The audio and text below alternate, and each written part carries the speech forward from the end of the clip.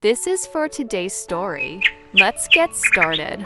In a small village, a little girl named Anna found a hidden key under an old tree. Curious, she followed the key to a forgotten door in the hillside. Unlocking it, she discovered a secret garden filled with vibrant flowers and singing birds. Anna shared her discovery with the villagers, and the garden became a place of joy and unity for everyone. Thank you for watching and subscribe my channel for more stories.